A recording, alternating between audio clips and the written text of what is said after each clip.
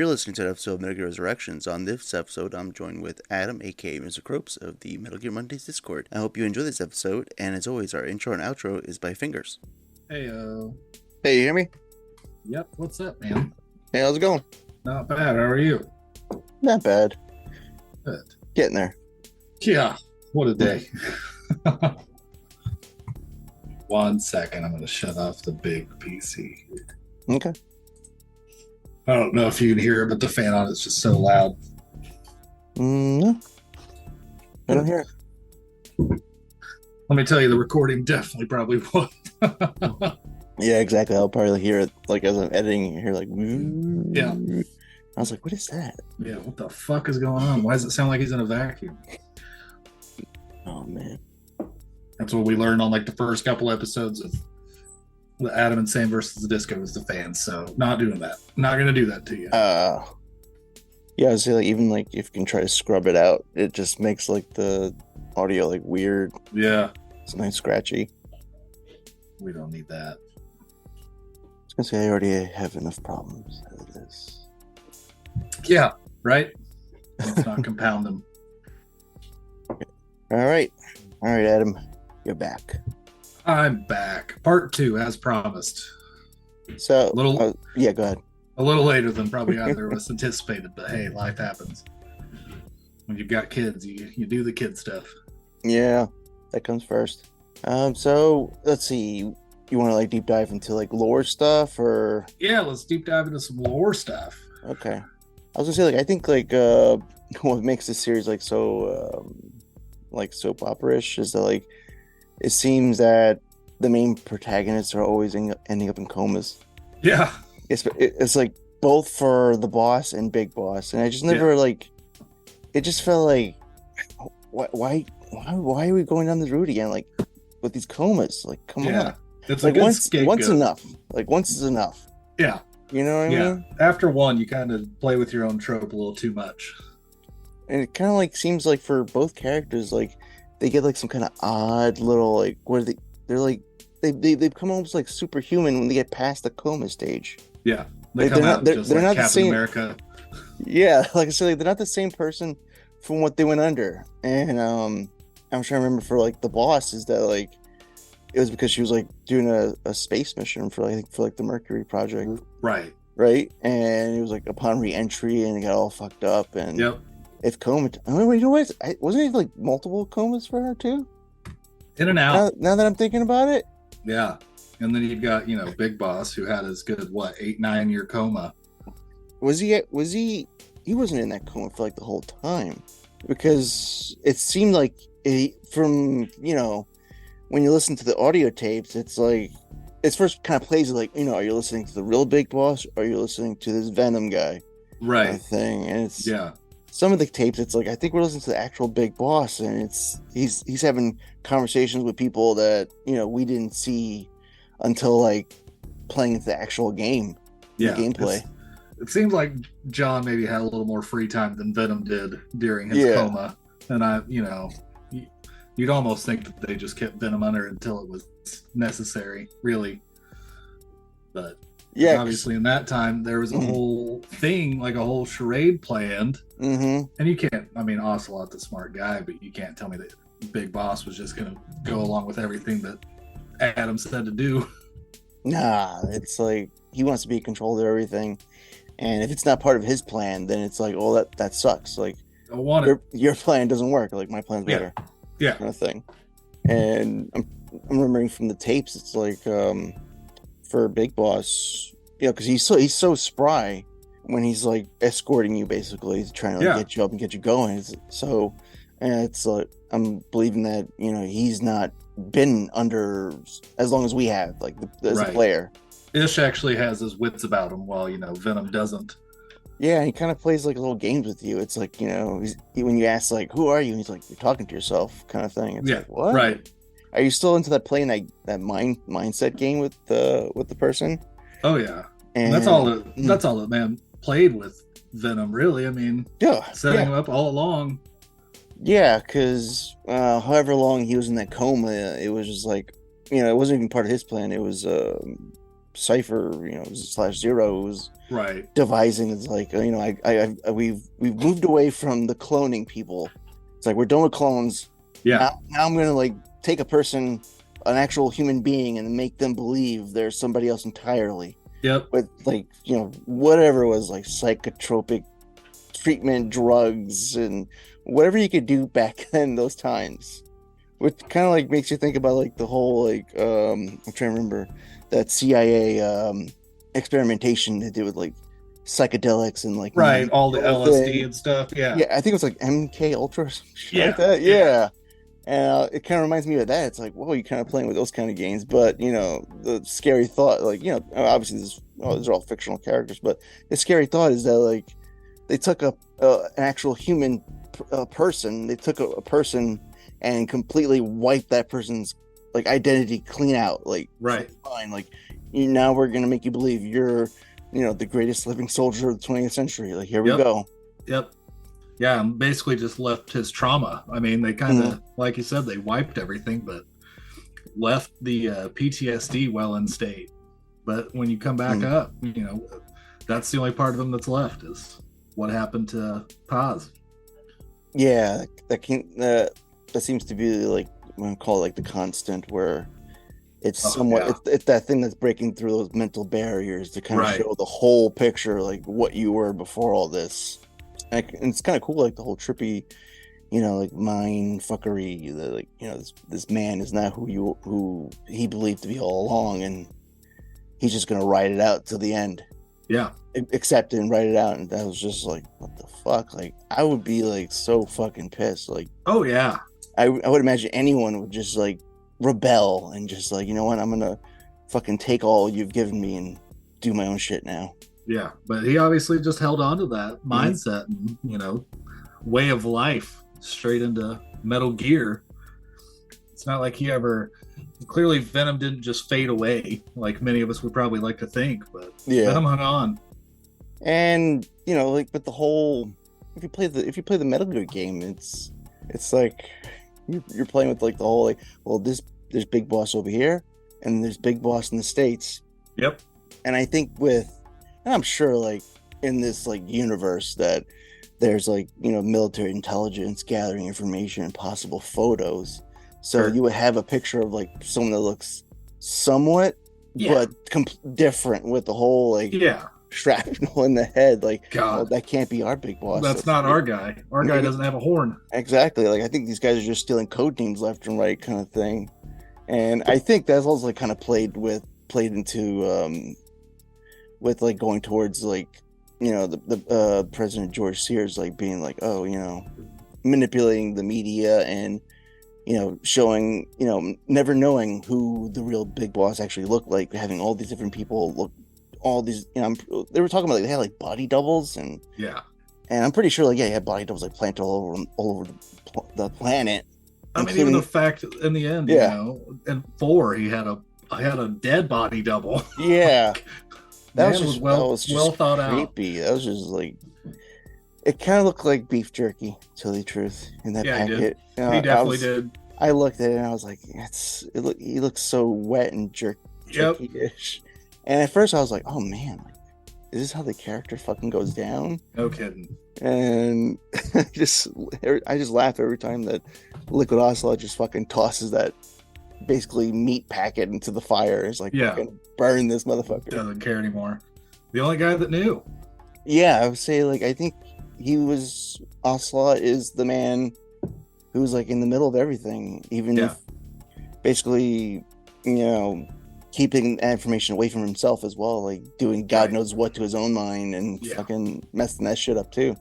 Yeah, you think that he's probably shooting himself up with the same kind of stuff, the opposite of whatever he was shooting Huey up with, instead of trying to bring out memories, he was repressing them. Oh yeah, because like in those tapes, he was even saying, he's like, I gotta believe it too. Yeah, like he can't just fake it. He's like, I gotta be 100% all in, and it's like I'm gonna like basically erase whatever we had here and just go forward. Yeah, it's so weird, during this discussion, the fact that it's a realization that the last time that you play as any snake, any true snake, is Ground Zeroes. Yeah, That is the last time. That's the last time you're in the bloodline. And that seems to be like a lot of people's like favorite too, like, you know, going before into like the Phantom Pain, because Sure. I can understand it. Like, yeah, that is the last time you play Big Boss, who's like bandana-less, who like completely decided, like, you know, I'm over my hang up with the boss. Like a lot of like heavy on the mommy issues. Yeah. Everyone's got issues. Like he's got the mommy issues. He's got a heavy one. Eli Liquid, he's got like the daddy issues because he didn't get to kill daddy. And you know what? I think David has no issues. He's just like, point me in the direction and I'm gonna kill. Yeah, he's just a guy in a place. You remember the moment of Phantom Pain even, and looking back, of course, you know, it makes sense. But when Eli says, "You're not, you know, our DNA doesn't match," yeah, it's like, what the hell? And it's hard to pick up on in that exact moment. You're like, no, it does. It's the same guy. Yeah, we're playing with someone else's information here. And like when you said that, like, you know what that reminded me of? I don't know if you remember this movie. It was like in the mid '90s, Primary Colors. It was kind of like a retelling of like the Bill Clinton election campaign with like John Travolta. Oh God, it's like it's an old movie by today's standards. Like, you know, oh my God. Sure. Yeah, it's like in that scene, like just like in real life, you know, someone had to take that blood test to see who was the father, and they picked the wrong person intentionally in a situation. And even I said to myself, I was like, "Oh no, duh, the DNA test is not going to match." Like, now you're like, of course. Yeah, it's like we're placating, you know, the man who is pretending to be Big Boss, basically, and just kind of like being told, like, you know, you and I, or we're Big Boss, like we are together, Big Boss. And you know, are we really? Because I'm pretty sure, like, as I'm doing this, you're also like on some other part of the world creating another nation. Oh yeah, I'm pretty sure like that's your backup plan. Like, you know, I'm gonna set up this guy over here who's starting to know a little bit too much now of what's going on. Big Boss just lived in a world of contingency plans, basically. Yeah, I'm gonna say, like, when Kaz stabbed in the back in Peace Walker, I think that's when he started the whole I make my own plans, no one knows, and I'm gonna fuck over everybody, whenever I can, however I can. Yeah, because he got fucked over left and right, and you know, sooner or later, you kind of draw a line. Well, I think, like, he's been, you know, it's been like since 3, but like I think for Peace Walker, I think it was like he can't trust what's supposed to be like his right hand man kind of thing. Right. It's like, if I can't, go ahead. And that's just what's weird about Kazuhiro being back. Yeah, that doesn't make. How does that make sense? Like, I would be afraid to like to go back into that man's fold. Like, we've seen what he does to people who betray him. Yeah, he tries to murder them. He tries to murder them. Oh yeah, and you definitely see the cracks start to fall through Kaz, you know, all throughout the Phantom Pain, and how Venom doesn't react in the same way that John would. I kind of wish they would, like, just, I mean, we keep calling him Venom, but he has like 2 names in that game. It's Venom or Punished. Punished. I wish they would just like call him Punished, but call Kazuhiro Miller, call him Venom. Yeah, Kazuhiro Miller, because he was just like, he has the fangs in that game. Because he was if you didn't do anything that was by his standards of like what he would believe Big Boss would do, he would undermine you, especially during those like radio conversations and tapes. You know, you had the choice, like, do I bring in Quiet or do I kill her right here and then? And he just flats out, like, you know, if you don't kill her, you bring her back to base, I'll do it. I'll kill her. Yeah. I'll and I was like, whoa. I was like, I haven't heard that. Like, I've never heard that character like that. No, there's parts of Phantom Pain where he goes full scorched earth. I mean, the man doesn't have much to lose anymore. No, I mean, he pretty much got fucked up. Not only fucked over, but like disfigured. Like, I don't even know what they did with his eyes. I'm trying to remember. I tried to look into it, but it's like conflicting.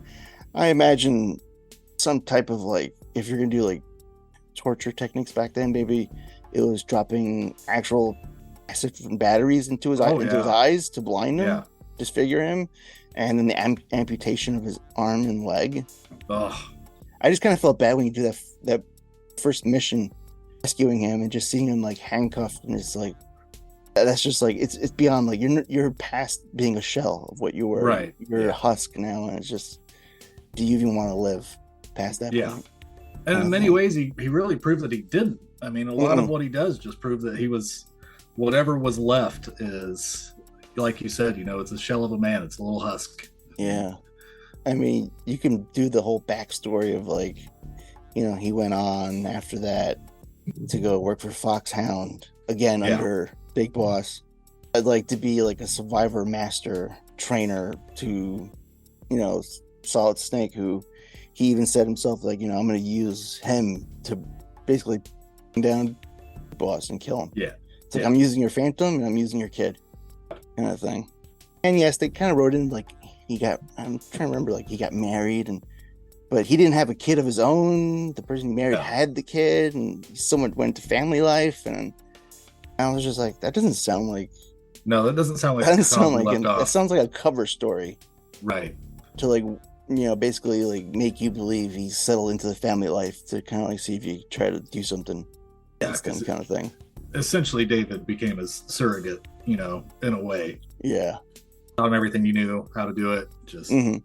And like, and do they mention who kills Mr. Miller? That's what I was trying to remember. Yeah, because some people say it's Liquid, but I can't imagine. Like he seemed Liquid, like because that's the major implication that it would be Liquid. And I would think, like, if someone's going to go to your house and you would, die at home, that kind of leaves you like a little bit, put your guard down. I think maybe it was Ocelot that went over to go see him. Like, could Ocelot can kill somebody?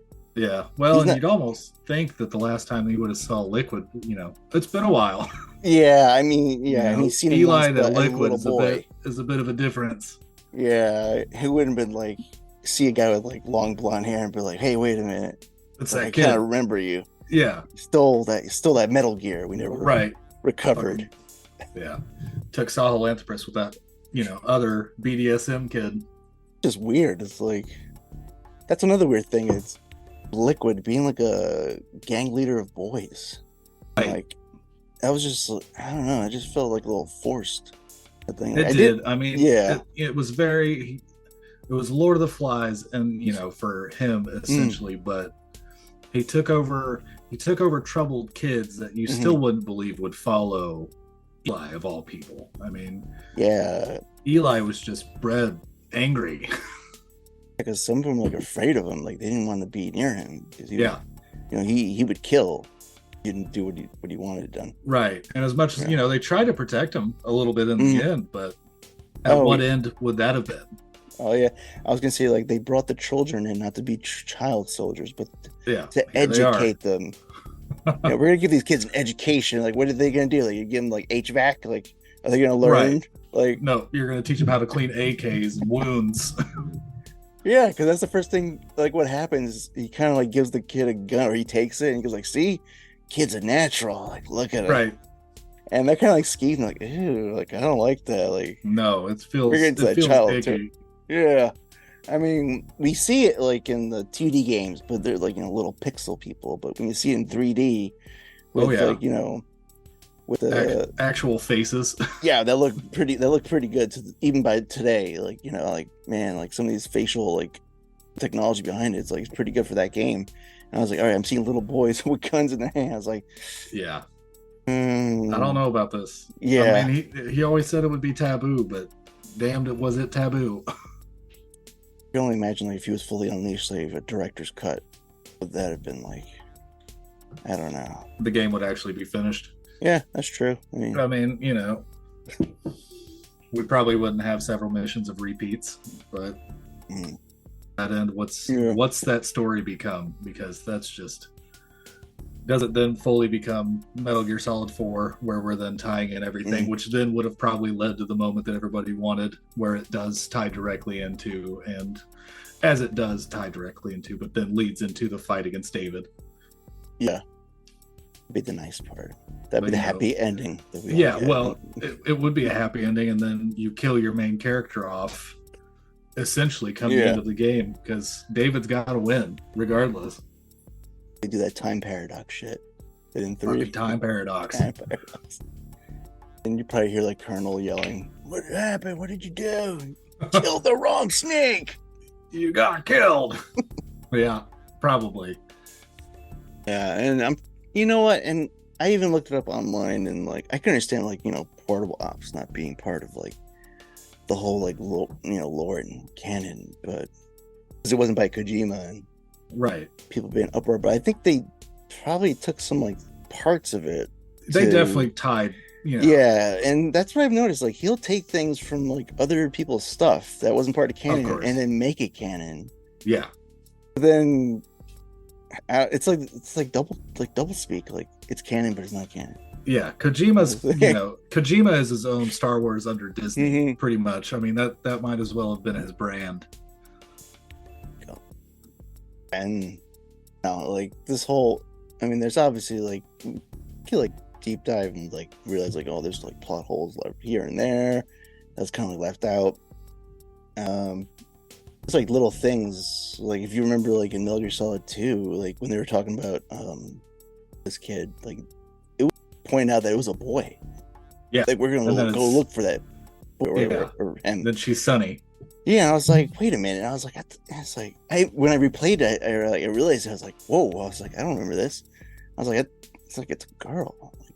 Yeah. Like, and they even said like, she's seen pictures, so I'm assuming like, if you see a baby, you can't see much unless you put a bow or right. something. Yeah, like you can't sometimes because all babies are usually like chubby and fat and just like plump little babies. Like you can't tell what's boy or girl. But I was like, I'm thinking like, is she so like disconnected out from like connection of her child? The Patriots are just like feeding her whatever they need to get out of her. Are we led to believe that, or was that a little oopsie kind of thing? Well, I think we even talked about it the last time that we were together. His biggest retcon being the end of Metal Gear Solid 1. And, which way you go kills off a critical character, and then 2, he chooses what ending is correct. Yeah. Correct with air quotes. And then by 4, neither of them are correct. So I'm trying to... For 2, if you look at 2, you see that he has the camo. So, all right, that means Hal's alive. You pick that ending. But towards the end of the game, he'll point to his bandana and be like, infinite ammo. So I'm like, okay, so which are we to believe? Which is it? He picked both. He had a game 2. Shark. Yeah. And I was just, that's not a real answer. It's like, so.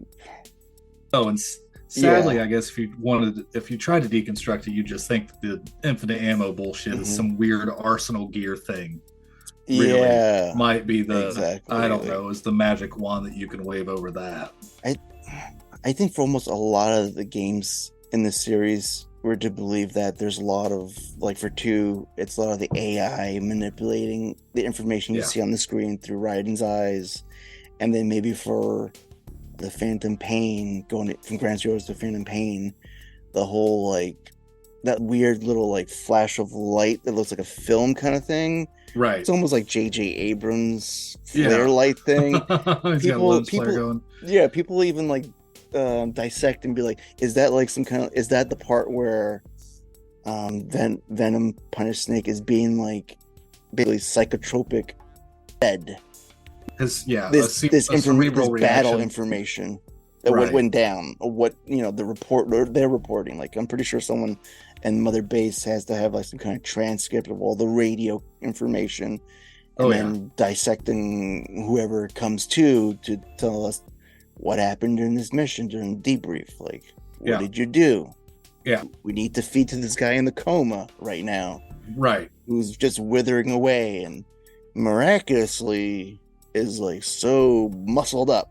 By the time we get to Afghanistan. Yeah, he went from being a field medic to just a ripped man. And it's so funny, like you would see like they would show they'll put the 2 characters side to side, and he is like a tank compared to Big Boss. He is not only taller but wider, thicker, and more muscular. Yeah. You'd think that they're probably pumping some extra juice in that stream to keep him asleep. I'm pretty sure like I mean, I think they even talk about like when he wakes up that they were doing something to his muscles while he was sleeping. They did a lot to his muscles. I was like, what is it, the 80s? So I'm thinking, we're talking like probably Mr. Universe. We're giving him that good Arnold juice kind of thing. Oh yeah. It's like, just keep on pumping. I'm like, hold on. Yep. Like Asa is going like, I gotta go to California real quick. Gotta get some juice. Yeah, we need to make the fucking Terminator here. So massive. And Man on Fire is still a towering fucking giant. Oh yeah, he's a brute, man. And remembering from like 3, it's like, yes, he was a very big man, like he was tall. Big, but yeah, I didn't think he was that big. No, he did not look like a tower. No.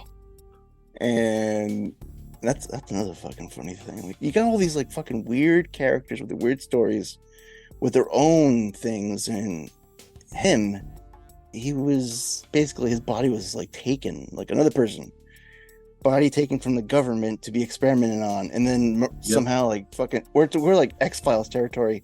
He just wakes up when the snake is like from his coma. It's like, what the are we to believe that, or he's taken by XOF and Comanche's child?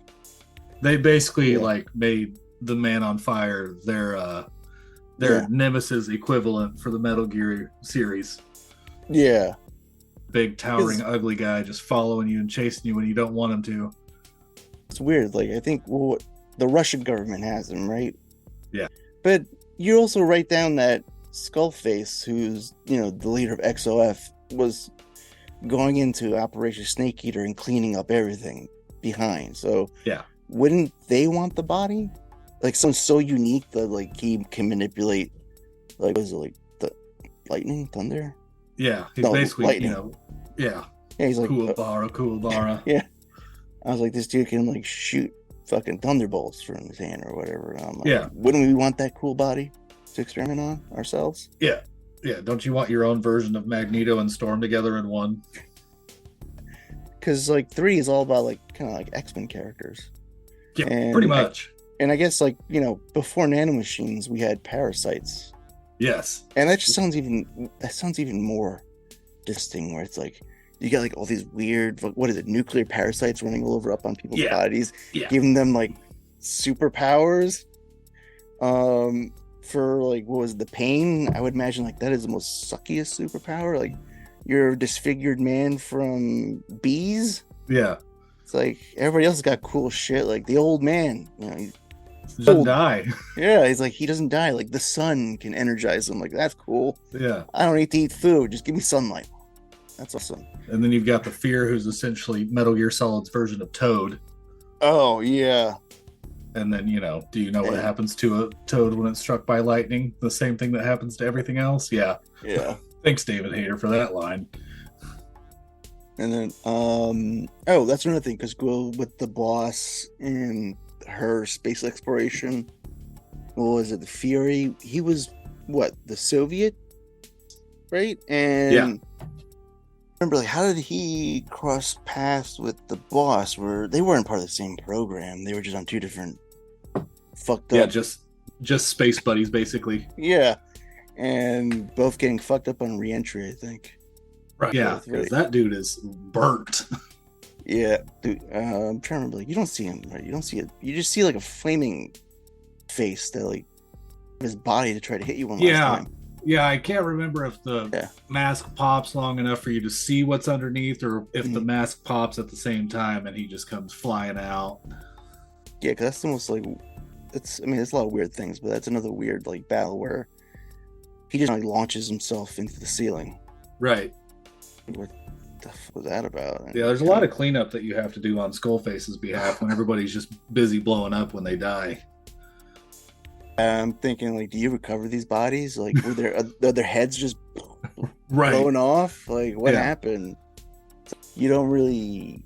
It doesn't go into detail, but, like, you have this one character who's kind of, like, working behind the scenes to kind of make it fit into the story thing, which was another, like, odd thing. Yeah. Him being a villain, his villainy kind of, like, was... felt flat as well. It did. It did. Yeah. It never fully landed in the way No. that it maybe should have. I was gonna say, like, thank God, like, there maybe, I mean, if you had more retconning with, like, you seeing photos of, like, a man in a hat in the ground, like, I don't think we need any more of that kind of thing. No. Well, if the supposed, ever real, ever fake Metal Gear Solid 3 remake comes out, are we going to see Skullface like we do the G-Man of Half-Life? Is he just going to be walking around in random scenes? I mean, you could probably fit in a lot, because with his wardrobe, yeah. I mean, imagine, like, if you're, like, Naked Snake and you're pushing up your glasses in the science laboratory, do you see a man walking in the background with his hat, adjusting his hat, kind of thing? God. I don't want him just to be like, kind of like the smoking man of the X-Files. Like, he's there, you see him, like, a quick glance, and then he goes away. He's working in the background all the time. Like, but we don't need, like, him, like, walking across, or some kind of, like, press R1 here, and then you see him and his XOF people in the press jungle, X like, for the flashback. Like, wait, he's not done killing this guy. We go in after he kills. Yeah. We just stand and watch this person get murdered, and we'll go in after. Yeah. I mean, I appreciate, like, all these, like, even, like, these small characters where, like, they have no real connection, but Kojima does give them, like, enough background to kind of flesh them out. You know? I mean, it goes to the DARPA chief, going back to, the DARPA chief Sigint. Like, who needed that tie? But, it's there. Sure. I want to say, like, that's just the oddest tie, too. It's like, I would say to myself, like, I don't know if it's a culture thing or if it's, like, something with Kojima, but, like, I'm like, dude, there is a lot of black people in this world. They don't have to be the same person. No. No. I mean, if they do a Metal Gear Solid 1.5, Peter Stillman's going to be there. Or to coin, the Metal Gear Rise, the Metal Gear Mondays, Peter Still Blackman's going to be there for some reason or another. I feel so bad for that. That's another, like, here we go, another weird character. He pretended to be disfigured, right? He pretended. Yeah. For some reason in my mind, I thought, like, he lost a leg. Nope, he does it out of solidarity. So he just fucking walks around like an invalid, basically, for no reason whatsoever, even for his own life. Like, I should fucking run here because there's all these fucking weird, like, I don't know. These Russian soldiers are sweeping around, like, looking for survivors. That dude probably looked over his shoulder every time that he had to run to the bathroom or something and be like, nobody's looking. I can go now. Gotta go fast. He's also like, where was he? He was in the kitchen, wasn't he? He was in the refrigerator? Yeah. And I was like, all right, eventually someone's going to get hungry and start looking for food. Right. That was not a good hiding spot. For the only kitchen on the space, not a good hiding spot. Brought in there. The trained fat man. Yeah. God. Who's an artist, apparently. Yeah, just the strangest character. Out of all of that group, Vamp compared to Fat Man is still not even on the same level of strange.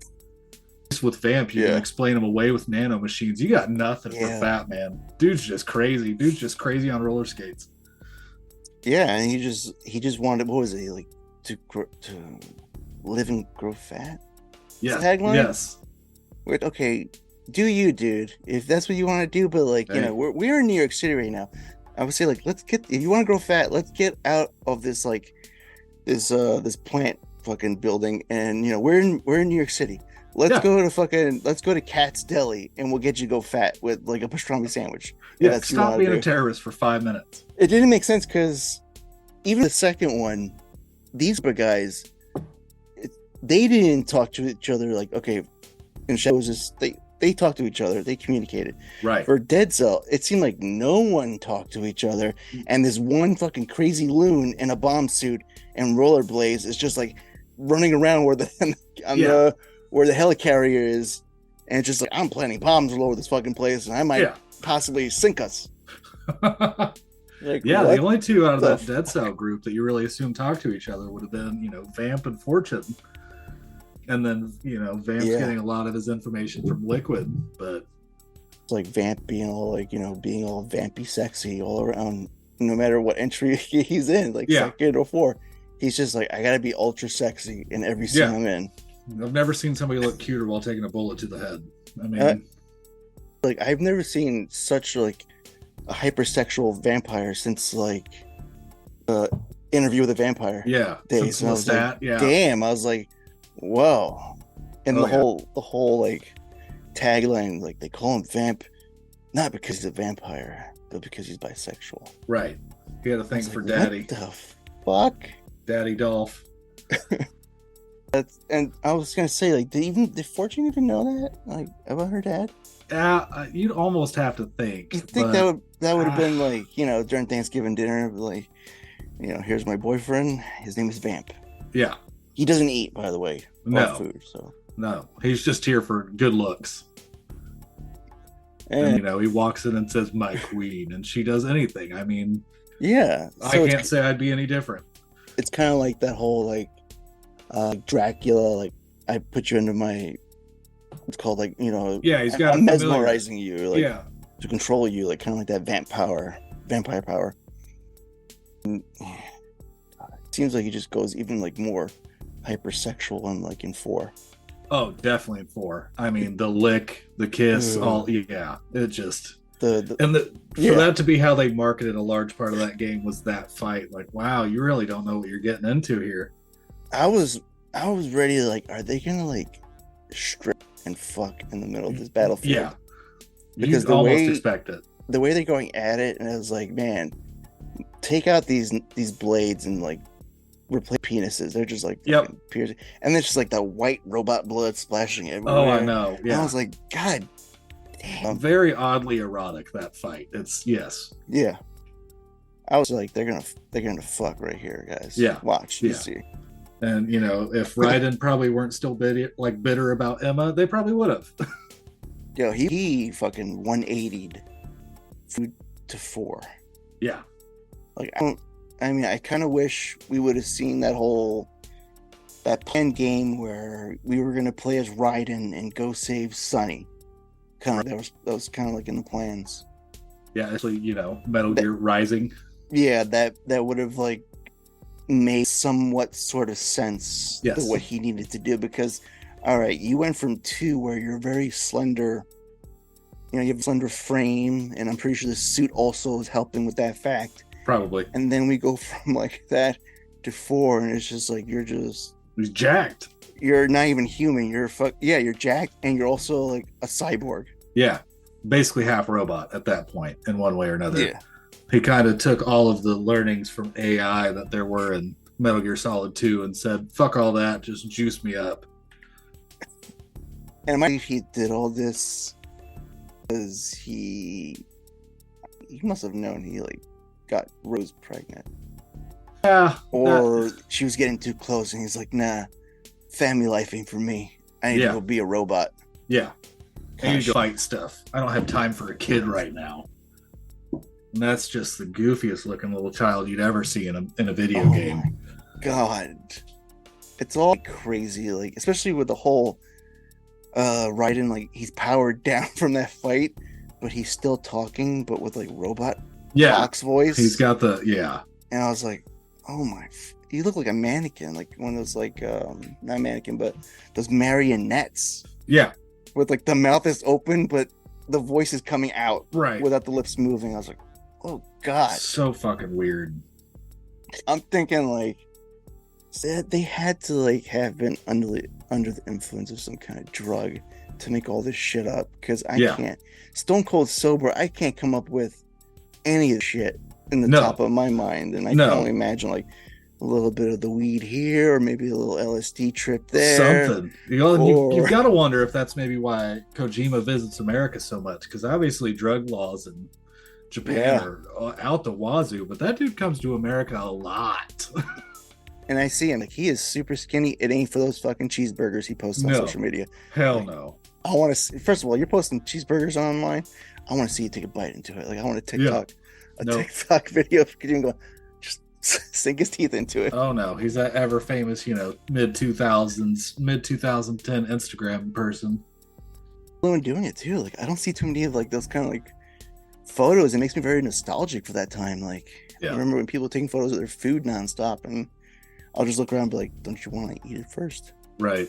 About the only developer that I see, like the only Japanese developer that I see doing it is Swery. Is it Swery 51, Swery 61? Mm-hmm. Dude's out there just posting beers all the time. I mean, that guy's living his best life. I would say that I actually like back and see beers. Like yes, and then I'll be like, I need to like see what you're drinking. Like yeah, oh, let me check that out. Like what does that taste like, kind of thing. And I don't know. Yeah, it's a weird series, man. It's a fucking weird series. Yeah, you can never draw a red line to anything, because the second you do, you are Xing that red line right out and basically drawing a separate line in a completely different direction. I mean, the guy had to just put ideas into a hat and pick them out. I kind of wish like they would release, they release a game, they release anything, just release like a little clip video of all these timelines and then show me all the redacted information you took out. Yeah. So I can see like an entire mapping of like, okay, you chose to take this out because of this reason. Like, because you know what? I'm at a point where I'm remembering things from the past, playing these games. Then I am like playing in the present. Yeah. And then I'm thinking to myself like, hold on, wait a minute. Timelines are changing. But it's like, what the hell is going on here? Like, kind of playing like with your mind. Yeah. Make you think. Like, the Zelda series has a extensive timeline spread across 20 games where they just kind of say, well, and that's an even stranger one, because somewhere after a game it splits into 3 timelines, and Nintendo just kind of cherry picks where they want to put a game. And now with the newest one, like Tears of the Kingdom, it's like it tries to take place at 2 parts of a timeline. But they're trying to fill in, they're trying to fill in centuries, while as you can tell for Metal Gear, they're dealing in decades. They're, dealing in decades and 5 years at a time. And it's just, the continuity is fast and loose, depending on which way you look at it. Oh, that's another thing. Like the whole, like, Colonel Campbell, like, marrying Rose. And like, was it truly a sham marriage? Did she have to? Did she have to service? Yeah, because that was the whole servicing the Campbell. Because hopefully not. That was the whole thing with Meryl. Be like, you dirty old man, you marry that young woman that's possibly the same age as me or younger. I don't know. Right. And I thought that was like, ooh, yes. But when you see the kid, I go like, that's not his fucking kid. No, that's not that kid. It's like, what kid has like that weird hair color? Yeah, very distinct white. Yeah. That's even like, and that fucking family reunion was like so fucking weird. Yeah. It didn't feel like it was forced down, like, go on, hug your father. Yeah. He looks like a weird robot man. Right. Go hug him. Yeah. Hug Mega Man. Wait. By then, he was like repaired, but you see like these weird like lines. Yeah. Yeah, he's got the jaw thing going on. I wouldn't see that again until like Cyberpunk, the Cyberpunk game. Right. Like where you see like everyone has like this fucking weird robot cybernetic lines. Yep. And I'm like, oh my god, like I'm thinking to myself like, if they act like penis? Is he probably a robot penis? That's Robo Dick. And I'm thinking like, can he extend it bigger, wider? Like what does he do with that? No shopping on AdamandEve.com right there. I want this man, like his history, the shit he had to do to get to this point. Yeah, that man's waking up at 4:00 every morning screaming. Yeah, exactly. Every morning. And you have a little boy here, who I'm pretty sure would scare the shit out of him every fucking night.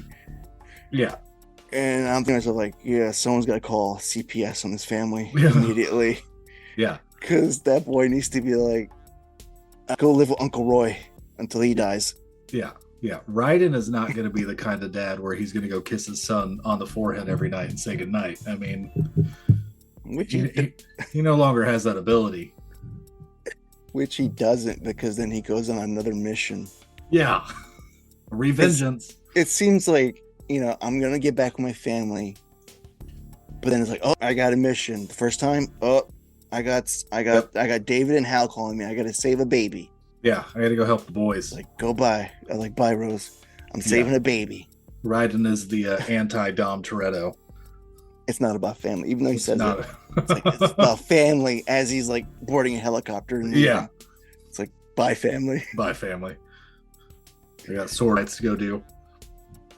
I mean, I'm pretty sure if there was more Fast and Furious titles and Kojima saw them, we may have possibly God. seen Raiden going on the rooftops, somewhat sliding on them like a car, or Yeah. maybe possibly taking like a bunch of those geckos and riding them like a car and drifting. Right.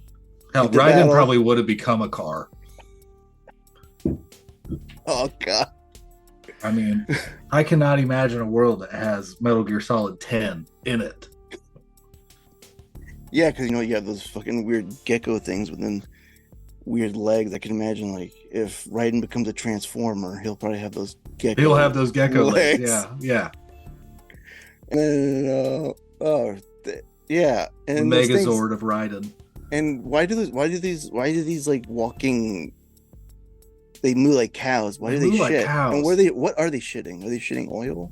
Yeah, I would guess. Like, that's the only man. thing that makes sense. I tell Nothing about the geckos made sense by the end of the day. you, no. And this whole like futuristic world has even been like, I feel like it's either in parallel or worse, real world involving like go-friendly. No, not really at all.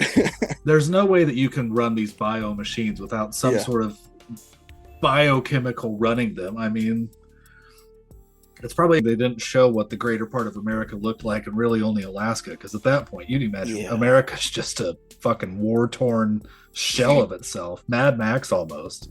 Well, they never even tell us what happens to Manhattan after, like, here we go. I mean, maybe that was Fast and Furious inspired. We're gonna fucking rail ourselves into Manhattan, which I don't know. God.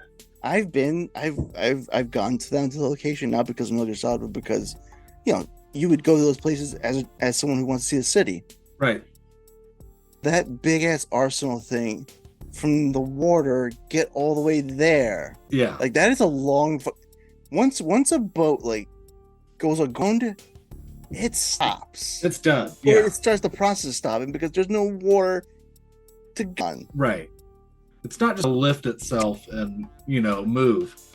And just knowing Yeah. that man's original intention was the World Trade Center as well. Oh, Like- tell me, like, what was he planning on that? Because I don't know that one. The Arsenal part Yeah. would have hit the Twin Towers instead. In pre 9/11 world, that was the intention. That was the outcome. Okay, that whole thing changing it. Then I can see that why.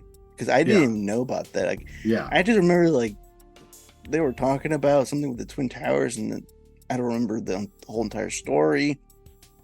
But yeah, they never even talk about like Manhattan. Like you pretty much like put Metal Gear that houses other Metal Gears with an AI Yeah. into the middle of Manhattan. And first of all, if you're the mayor of Manhattan, you're like, how the fuck do we get this thing off? Like we're gonna have to like lift it. Yeah. It's gotta be lifted in some way, or taken apart. I apologize. I spoke. Oh, Here we go. go ahead. We're going to go ahead and fact check me right here. It was going to hit the Statue of Liberty. Made sense. That's Yeah. at least in the fucking water. Yeah, that would have taken it out. I can There we see go. that. Okay, I conflated it with an idea because around the same Mhm. time, Grand Theft Auto 3 was being made. Yep. The Twin Towers fell. There was going to be a storyline in Grand Theft Auto 3 where you go and blow up a building. Okay. So then they, There was a lot of like, we're gonna edit ourselves, or not edit, Yes. but censor ourselves. yes, I remember the Spider-Man trailer. Up some Yep. baddies, the right in the middle. helicopter, Yep. right in the middle, and I remember that trailer. Oh man. And then, I would say like, yeah, a lot of people censor themselves afterwards. Like, I Yes. can see like why you would do it. Maybe it was like gonna be too close to time. Yeah. People are sensitive.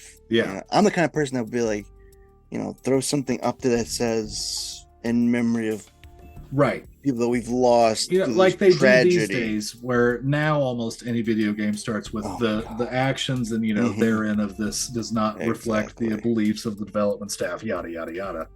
Or- Strange aside, have you ever seen the movie called Remember Me? I don't know why you would. It had Robert Pattinson in it, and then there's like a girl from Mhm. Lost in it, and Pierce Brosnan's in it. I've heard of And- it. I haven't seen it. Okay, well, spoilers from a movie that Mm. came out in like 2010. The end of this film in the Twin Towers on the day of 9/11. At that time, Robert Pattinson tries to go talk to his dad, who works in the Twin Towers Mhm. during, at the time of the collision. Strange pull, strange reference, but, at that Oh. time, you're like, what it would have been 8 years on, 8 to Mhm. 10 years on, depending on where this came out. I can't recall. It was over 10 years ago from now, Yeah. but strange time that you can actually get away with it then. And just the strangest kind of, Mhm. it wasn't a romantic comedy. It was a romantic film, but yeah, just the oddest of things in the oddest of places. I would say, like, I was gonna say, since you brought that point, there was a point where the producers were coming up with like movies that were like centraled either before, during, or what happened after. Yeah. And it was just like the whole streak, and like you have all these movies, and I don't know. I'm like, so we're gonna use a real life thing Yep. to try to get maybe some kind of Oscar Yep. going Zero Dark for 30. thing. Yeah, and Zero I don't Dark know. 30 came out, and then like Act of Valor was the real military Call of Duty version of that movie. Oh, yeah. Basically, like all around the same. It's Yeah, all war on terror. But then, Kojima finds a way to spin it, and then places part of Metal Gear Solid 4 directly in the Middle East. So that was like kind of like a direct answer, Yeah. because he says it constantly, like, he watches movies, so I'm pretty sure he saw the pattern going on, Right. and he's like, all right, I'm gonna throw my thing in there and show what is representation Yeah. of this area. And it's like, here we go again. It's another war-torn area. It's like, it's Yep. not, it is not, I don't think it actually says like where.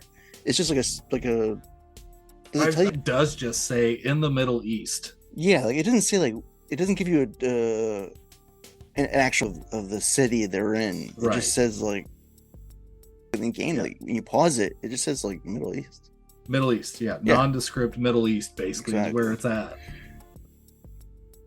Nothing like a good, quick Wikipedia mid-podcast. Yeah, Middle Eastern Zone. That's it. That's all It's a you got. zone. Yeah, Yeah. and surprisingly, we hear English Yeah. from the Oh my non God. PMC people. Yeah. Oh, yeah. We watched a movie called Sisu the other night. Oh yeah. Anybody who likes violent movies should watch this. Like, Mhm. take Inglorious Bastards and John Wick and kind of put them together. But, a World War II based movie Mhm. with the main character being a Finnish expatriate going against Nazis. What language do they speak? Everybody's speaking English. Does make it easier to Oh. keep up with when you're incredibly exhausted at 9:30 at Yeah. night. But it doesn't it doesn't fit. Everybody's speaking perfect English, It's and only maybe 50% of them actually used an accent. it's so weird. It's like one of my small like little pet peeves. It's like, Yeah. I remember like these movies where these people are like, well, you would see like movies that are like based in World War II, Right. and then the people who are like these are SS. A lot of the times they're English actors, and I'm hearing like Yeah. English accents. I'm Yeah. like, no one's attempting German accent. I'm like, this No. is super weird. Yeah. Yeah. Inglorious Bastards really does come to mind there. Yeah. And then it reminds me like of fucking like of Star Wars, like the original, where we're in space, and so that we see the the Empire and like Imperial like fucking higher ups. Yep. And they're also like English. It's just accents. English people. Yeah. I'm like, so did Great Britain have a new space program and venture yeah. out forward yeah. and further colonized a Yes. galaxy far, far away? America found oil on all these planets. Oh man, I kind of wish, like, we have subtitles. Right. Who's gonna care about in-game dialogue? Yeah. Same thing. You can actually get people to speak a different language. Yeah. Parasite, of course. Parasite comes to mind. When he accepted his Oscar, it's time to realize that the 2.5 inch text can actually lead to a good story. I don't recall exactly what he said, but that was the one Oscars I actually wanted to watch, because I didn't know the director very much, and when I found out about his movies, I went diving into his back catalog.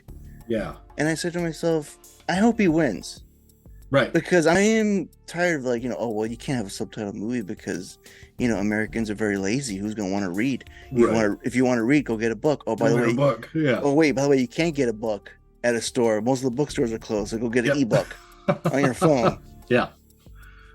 So, sorry to go on a tangent there, but that's one of my pet peeves. For crying out loud, there's a lot of German people in this world. Yeah. You're Nazis. Have them speak German. Yes. Have them speak the language. It only makes sense. They do that Bryan Singer thing where he did Valkyrie, where it's we're going to speak German for the first 10 seconds. And, by the way, we're having English now. And here's Tom Cruise with no accent whatsoever. Yep. There was none of that in Sisu. It's straight English. There's not even, I don't even think anybody speaks with an accent at any point. Not accent, nobody speaks a different language at any point in that movie. And I'm pretty sure, for around World War II, people had different dialect. They're not going to talk like how we're conversating. Some people are fast talkers and speak. Do you remember a time where people were very either they enunciate words correctly, there were slower speech patterns, maybe? Oh yeah, yeah.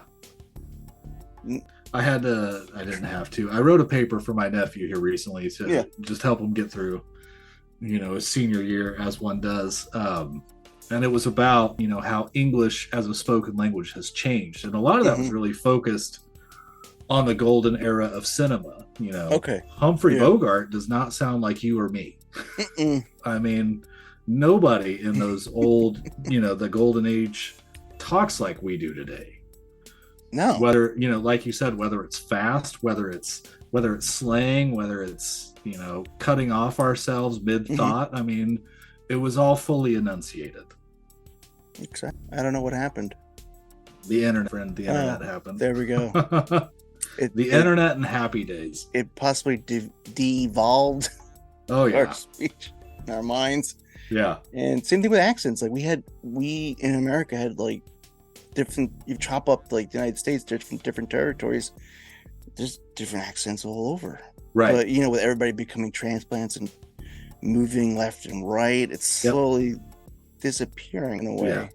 It's there, but not as much as you would remember.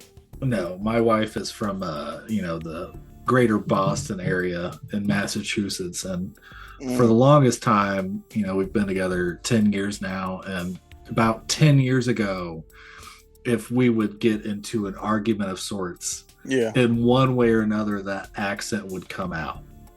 And now that's fully dissipated, having, like you said, having fully transplanted to the Midwest. Yeah. Right? Let's talk about Metal Gear. Well, what's another thing, it's about language as well for that series too. Yeah. Yeah, the language fucking Parasite itself. Lingua franca. Oh my god! Which I never fucking heard something like that before. With Skullface. No, yeah, and that in that paper, that's what you find out that it is called. English is what I just said. English is the lingua franca. It's the most commonly spoken language on the planet. Yeah. Although America in itself isn't that big country. Mm-hmm. But if you want to chase enterprise or anything in this world, you need to learn English. America has per capita probably the least amount of people in the world that actually speak two languages, if not more. Yeah. And of that you can tell comes from families coming from other countries to us.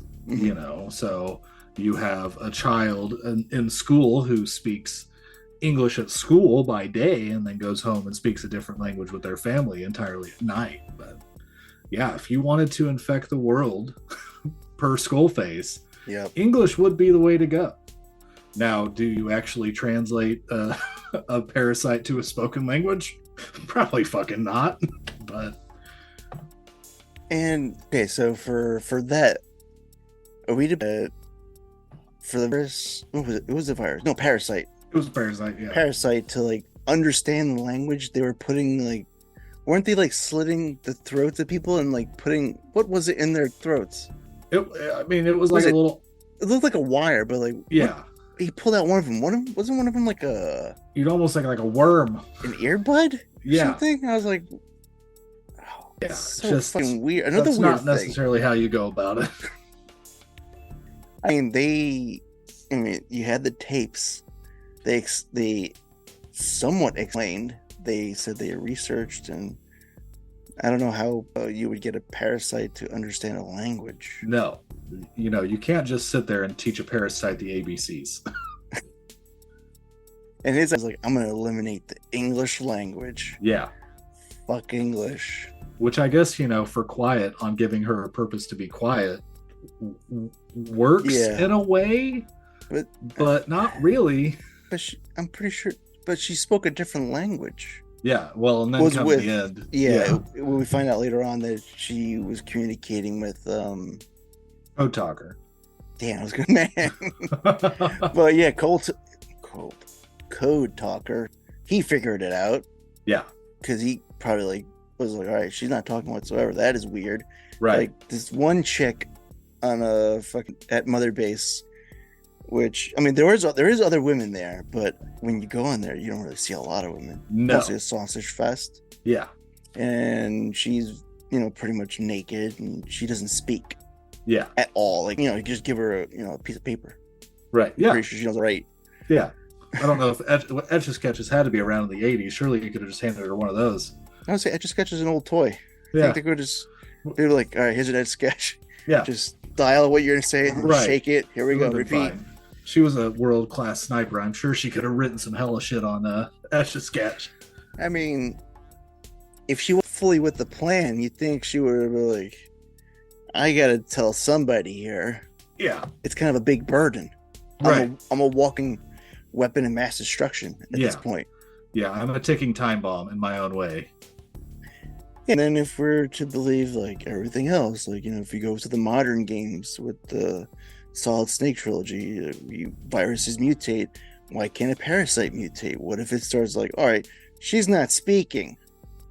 Yeah, I'm finding another way to get out and infect more people. yeah. You would think that it would evolve. You would almost think by quiet not speaking, it would evolve into a world of silence. A silent era movie. Yeah, After that, a silent Metal Gear Solid almost sounds right because nobody could say any fucking weird shit.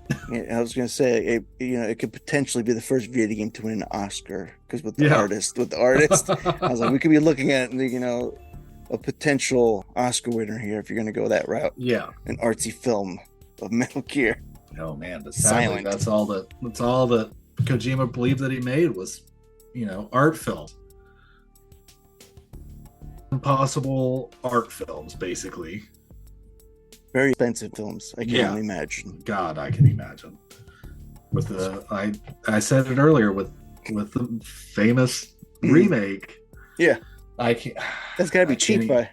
Yeah, right. Yeah. Imagine Konami's gonna be like, no, we don't give you money like Yeah. we give that guy who left right. Make it happen. at a quarter. Yeah. So if we gave him like what was the highest one? In the hundreds? Oh God, yeah. They'd have to be at that point. I'd be like, all right, we're gonna give you 20 million. Can you make it happen? Yeah. Do it. I mean, you would have to imagine that Phantom Pain alone cost a couple $100 million to make. Yeah, and I'm pretty sure that's why all the licensing things were happening. Like I've seen so much. I've never seen so much merchandise of licensing. Yeah. They're like, whoa, beyond reasonably priced. Like the replication of the watch. Yes. That he wore. Like that was a crazy insurmountable price as well. Like what was it, like $5,000 for a watch? Yeah. Sony Walkmans. Holy shit.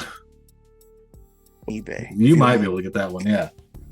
Oh no, they did come out with the whole it was like a Sony Walkman MP3 player, but had the cover Right. case to make it look like it was the back in the day Yeah. that even he like promoted. God, I think he can do it. Like, No. you have like all these other games. I'm pretty sure, like, Silent Hill, they're getting their day in the sun. Right. And that's that's not gonna be like it's not gonna be like Metal Gear, like crazy expensive, but it's gotta be still a little pricey. Well, and the fact that they've got, what was it, four Silent Hill games that they announced at once, along with the remake of 2. I mean, They kind of came out with it with like a shotgun blast. Like, we're gonna spray everywhere. Like, we're gonna make sure like you see. And that's Konami's, talk about weird. Konami is another weird company where it was supposed to be a live showcase, but maybe it was lost in translation, not live. Yeah. Go hit play. Yeah. When you get a chance, we're gonna release some video. Yeah, well, everybody was watching it an hour early before it actually was supposed to come out. Yeah, I remember jumping on that bandwagon. I remember going like, all right, I'm ready for this live show, and clicking it and realizing like nothing's playing. Yeah. And then I see the symbol play. I'm like, I'm a moron. Let me click play. Like, what the hell? Yeah. But yeah. Because that showcase had what, four or five games, I don't recall, Mm-hmm. and then a movie announcement. Like, yeah, the movie announcement. And do they do that for Metal Gear? Is there a world, does Konami specifically believe that there is a world where Metal Gear still exists and can thrive as a future series, not just a series of the past? Because the 3 remake is what everybody's toting, or a remake of 1. Yeah. Would they ever try and continue it? See next week, because everybody's saying the rumor is the PlayStation Showcase that's on the 24th, but I don't know if I can see it, man. I still just can't. I think Konami Konami understands that Silent Hill is a Konami property. Of course, its creators are as eclectic as Kojima was, but nobody sees. I want to try and phrase this. Kojima has the clout that carries Metal Gear. Yes. It's not the Konami name that carried Metal Gear. Yeah, because you're absolutely right. Because people like on social media go like, well, Kojima should just buy the property. I'm like, first of all, he wants nothing to do with it. Second of all, if you're gonna be the man who left the company to I want to buy this property that I made popular, I want my baby worldwide back. They'd be like, yeah, cut us a check for like, God knows. Oh yeah, an overestimated valuation of what it should be. Maybe it's like $200 million. Yeah, cut check. You're going to give us 600, maybe 700. Yeah, something that like he can't afford. Right. Well, remember that I think it was just dropped within the last couple of days. Like, the entire sales of this series alone is like not even 60 million units. Yeah, which is just an insane thought, spread across 5 main titles. Everybody loves them, and this series doesn't cross 60 million. Yeah, I think it was like 50s, like maybe it was like 59.8, 53 point. It wasn't even like 60. And even I said to myself, like, and they even come out with, back in the day when you had 2 and 3, they had re-releases. Right. Yeah. And you had Subsistence, and then you had the 3D, the 3DS version. Like, how does this sell so small and then have such cultural significance? A series like that. I mean, Red Dead 2, I think, did 50 million. And obviously Grand Theft Auto 5 has done several hundred million. How does the series not touch that? At one point, they Ground Zeroes and Phantom Pain together as like kind of like a complete package thing. They were doing that. You got the Legacy Collection. A lot of them were like on sale to kind of like bolster sales. Yeah. And maybe that's the actual answer. Right. It shouldn't sell that much. Well, and for the for the greater half of the last year or two, they've been off digital stores. Did they ever come back? No, they didn't. And they on the anniversary of the first game, like the OG Metal Gear for the MSX, they did some kind of tweet where at the tail end of it saying they're working to get the licensing. They didn't say what games they took off. Games that were delisted back on the digital storefronts with no timeline, no timetable, nothing. And I 4 being stuck, and 4 being pretty much stuck to their exclusive platforms probably hurt a lot, because the only that you can play 1 through 5 is a PlayStation 3, and that's the only one. Sad, you know, kids these days will never experience this full saga. No way to outside of emulation. And there's no way to, unless you're going to stumble upon a garage sale or a pawn shop that has a PS3 and a Legacy collection sitting right there. And if I recall correctly, the Legacy collection is also tied to download codes. So unless you find that pristine version. Yeah, because the first one in versions were digital downloads. Yep. Yeah.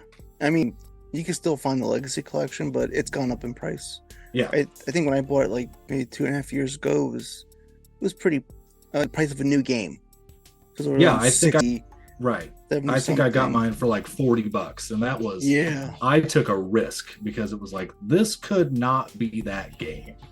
Hang on, I've got a cat that wants out. 1 second. Yeah, go ahead.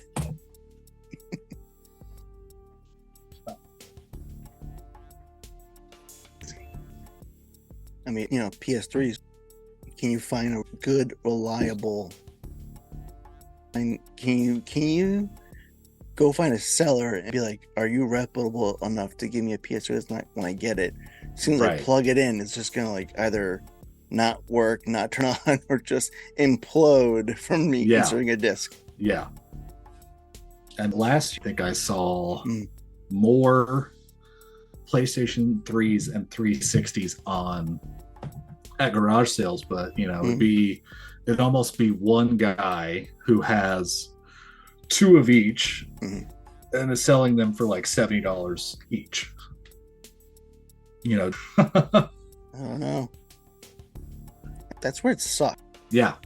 Like, I'm not asking for like all the other like you said, mirrors circulating, like remakes. I'm like, I just want to port. Like, you can just port these games to modern consoles. Or nobody likes them, but just port the Twin Snakes, which I understand is also in licensing hell. But man, this is gonna be at a point where all the physics is not gonna work. Yeah, like that disc are gonna start deteriorating. Right, and then you're with the hellscape where digital consoles are being sold, digital consoles are being sold, and digital games, which I've bought more lately than I have in the past, but even seeing how those rapidly get delisted, it's you don't know what chance you're taking. Yeah, I will probably, and it's a strange comparison that I draw for myself, but I would never buy a digital movie. Not digital games, popular games, like Sony games. Yeah. God of War Ragnarok, but I'm not going to buy a movie digitally. That's never proven to be a good space to live in. No, because oh my God, there's like so many streaming services, and then there's like new ones popping up every day. Like MGM. I didn't know they had a streaming service to begin with. Yeah, they do now. Of course. And so you want those title movies from that studio, you gotta get their app or like whatever their services cost, or go get a physical copy of it, which another thing is hard. Just a lot of stores own movies. Maybe the ones you're not, or the ones you're looking for, they might not have it. Right. So you end up, or now I gotta go online go through Amazon. Yeah. And get to support anybody through that. Yeah. more than a slippery slope. It seems like it's a waterfall. Yeah, it's a digital hellscape is what we live in, basically. Yeah, because I was the kind of person that would be like physical first, digital last resort. Yep. And a lot of these systems, obviously, a lot of these companies, they always commercialize their new system, saying like, it's a little cheaper if you get the digital only versus the one that has the disk drive that you can still use. You use both, but you would rely more on physical. Yep. They would kind of like point that to the front of their stores, saying like, buy this, it's a little bit more cheaper. You save yourself a couple $100 here. Yep. We're doing it for you, the customer, because we're a family. We care about you. We care. Yeah. Well, that kind of tagline. Yeah. But then, when you fully take into consideration that a PlayStation 5, the disc version is a terabyte. So great. But then the digital one is, although $100 cheaper, it's also half the storage space.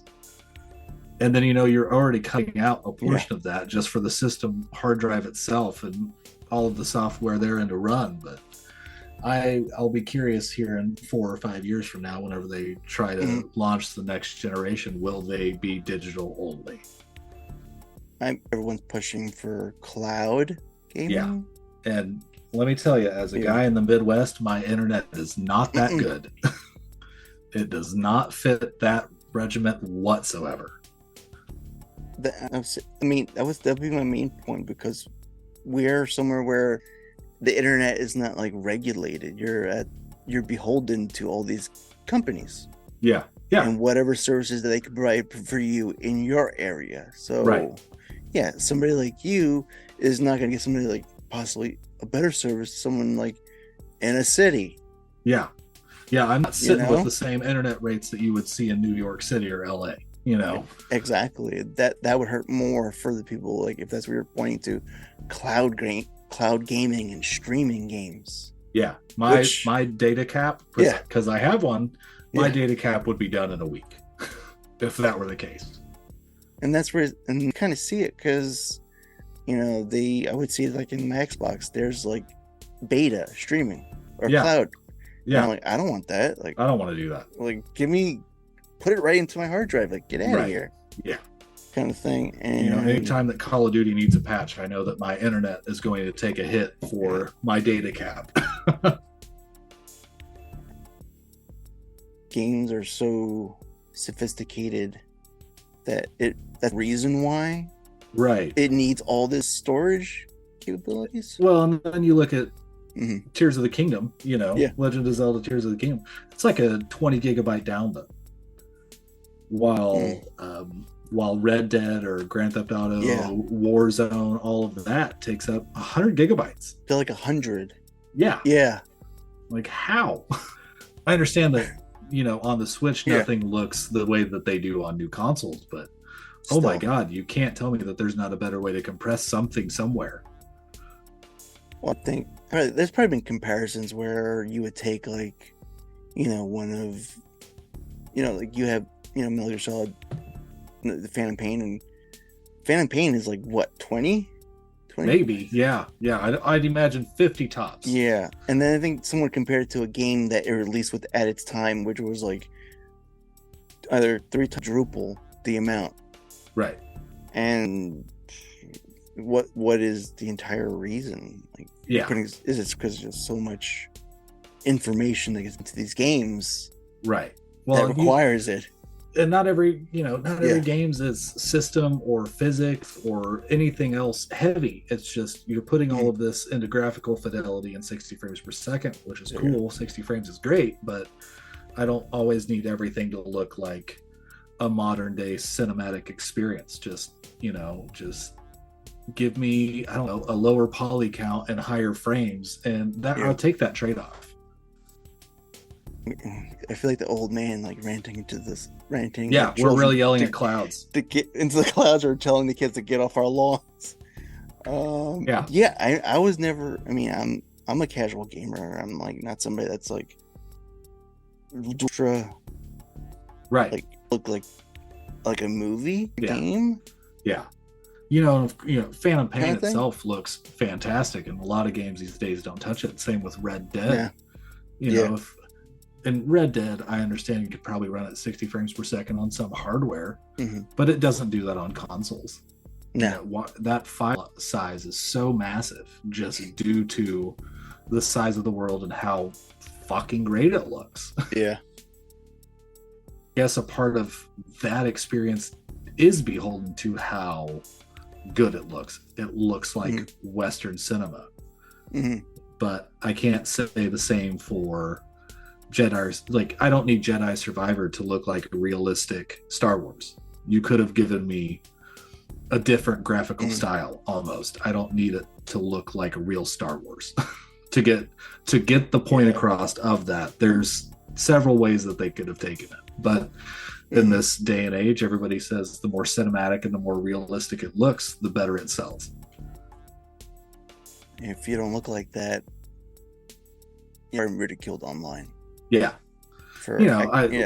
Redfall, for instance, comes to mind. Yeah. The latest Xbox game really doesn't look good. Runs only at 30 frames per second. I bet if they made the trade-off and that game ran at 60 frames per second, people would have gotten over the fact that it looks like a game on old hardware. Yeah. Because if it can at least run like a next generation game while still looking not like one, people will forgo that. I mean, because what's the trade-off that we make these days? We're still playing games in 1080p just at 60 frames per second, or a higher resolution. It's not touching 4K. It's not 2160, but it's 1440 or something like that. But we willingly make that trade for a game that runs well. Done, completed. Yeah. Tears of the Kingdom, man. Yeah. That's all I've been playing really the last week. That game is so good. And I think it's like goes back to like comfy. Like it does. Nintendo, they make sure that when they put a game out, that it's a completed game. Yes. For you to play. Yeah. Not something like worst case scenario. We all know Cyberpunk. Yeah. How long did it take for that patch? Oh man, it took them a year to make that jump. I was gonna say, like, I was one of the people that bought it. Yep. And then didn't play it because then there were like all these stories coming out, like it's gonna crash constantly. Yeah. It wasn't ready. Yeah. And so I waited for the game patch basically to go live to play it. So I never went in to see what it looked like before, but I would see online all the YouTube videos. I got up until about the last quarter of the game and got tired of all of the glitches. It seemed like they had all started to find ways to compile themselves into every play session of the game would have 2 or 3, and a few of them I never had a crash, but I did have several bugs that did require me to restart the game. And then a few of those in a row in one play session, I was like, I'm done. And I've not gone back. Like, I think I maybe played it for 10 minutes after they fixed it and did all the new generation patches. But, one day I might. Probably not, though. Alone, I imagine, hurt basically the people that game. Yeah. Hurt their credibility, hurt their reputation. Yeah. CD Projekt Red will never be the same after that in many regards. Yeah, and that probably makes me like the old man saying, you want to not work harder, you want to work smarter. Right. Which then leads we know so many video games require crunch these days, and all these developers are trying to avoid it, but it comes at the cost of it comes at the cost of people, not a company, to make these games most of the time. Oh yeah, you hear the horror stories. Yeah. Of what goes on. I've played Red Dead Redemption 2. Right. And in the back of my mind, I would say to myself, obviously you're a company, you need to make money to make deadlines, but was it worth the damage you did to your own employees to get this out there? I don't think it was. I can't remember if it was GTA 5 or Red Dead 2. One of them actually had developers' spouses writing to Rockstar saying, we would like to see our family member, because they've been there for so long. They're there on so many days. They've lost contact with their life in a way. and then you try to whitewash that with like stories of the people that were the voices, and like, you know, hearing their stories of how they went to this awesome campus of a building located in New York. They were treated so great. It was almost like working at a movie studio. Oh yeah. Talking with creatives. Yeah. And I'm thinking to myself, like, if only you talk to the real people. Yeah. If only you talk to the programmer. Yeah. Yeah. If only you talk to the animator. Yeah. Because it's at a point where it's like, if you don't do it, I'll get rid of you. So, you know, you're worried about your job, your money, your house, family, everything that goes along with it. Yeah. It's like, you know, the Mortal Kombat 1 trailer just came out yesterday. Yeah. And, you know, I remember all the stories from back when the, you know, 9 through 11 were coming out, basically. And you'd see the horror stories written by those developers, how they basically suffer through PTSD from the amount of stuff that they had to watch as reference material to then go in and make fatalities. Yeah. So they're watching horrible shit to make horrible shit, and they're animating it also realistically. And it's just, it sounds like a, you know, it sounds like a horror story. And so, like, you would realize, like, and now you know why they, you know, basically bust so many, like, you know, if there's any whispers of a unionization, they were, people would get fired because they were insubordinate or some other thing that would make them look bad for the reason. And like, no, I think they were trying to help their fellow people to be protected. Yeah, they just want a good working environment like everybody else in the world. And sadly, some people have to fight more for it. It seems like for this industry, there is no place where there's a utopian world. There's everywhere you go, you hear all these nightmares. You look at Activision, you look at Blizzard, you look at, I mean, you look at Riot, you look at all of these horror stories from all of these developers. Just, you have to appreciate the people that do this job a hell of a lot more. Yeah. And what happens? People just skim through the credits. Through their names. Like, I don't care about those people. How do I skip this? Yeah. It's like, I curious and like look them up and see like, who are these people? Like, what do they What else do they do? Yeah. Like, what is their stories? Right. And then Konami. It's another story itself. Yeah. Clearly a great place to be. Oh god. Imagine. I remember like back in the day, EGM and GamePro, they would talk to people because they would send, you know, somebody there in person. Right. To talk to whoever they're allowed to. Yeah. And you kind of hear like clips and stories of like people saying like, well, you know, to make sure this game is on time, I'm sleeping at the office. Yeah. And I'm under my desk. Do that spin where it's like, yeah, because you're a trooper. You're 100% behind the company. Yeah. Sacrificing your sleep. Of course, that all came at a cost. And you know that's tenfold what it was in the 16-bit era, because now everything's high fidelity all the time. Yeah. And, you know, when's this, like, you know how you're getting all these movies where it's, like, all these, like, pioneering and technology. Like, we're getting the BlackBerry movie. Yeah. You know, we got the Tetris movie. Right. I'm pretty sure that one wasn't 100%, but you get glimpses of some horrible shit there, too. Yeah. And how was a Wild Wild West then? Like, when are we gonna get more of that? Yeah, that's a little more truth telling. Of course, they made one about the Hauser brothers at Rockstars. Like, and they did. Yeah, I can't recall what it's called. It has Daniel Radcliffe in it, but he plays one of the Hauser brothers, I believe. But you know that's not the story of those brothers or the tales therein. Yeah. It's like Rangers is what it was called. Oh my god, that title sounds familiar. I probably just didn't watch it. Yeah. It has Bill Paxton in it as well, playing Jack Thompson, the angry attorney that always tried to cancel those games. Man. Oh, shit. Man. Well, Johnny, it's such a downer note, but I hate to tell you, I got a jet, my guy. That's no problem. I know how, like, you know, this industry is crippling the people. Oh, of course. Yeah, we went from really talking about Metal Gear to deconstructing the industry itself, which in a way, I guess, to Mhm. rope it all back. Metal Gear Solid in a way, and Kojima as a game developer did in several ways. He, in Yeah. one way or another, he showed us the evils of Konami Yeah. and jumped ship at the right time. Yeah, pretty much. As I said, right before we're gonna do mobile games only. Yeah. All right. Anybody that's ever decided that has never gotten bit in the ass by fans harder than Konami. There might be, I guess, Blizzard with their Diablo game, but Yeah. you can't just resign your company to mobile games. Not when you're as clandestine, not with the history that Konami had. Nobody wants TMNT on mobile. No. That sucks.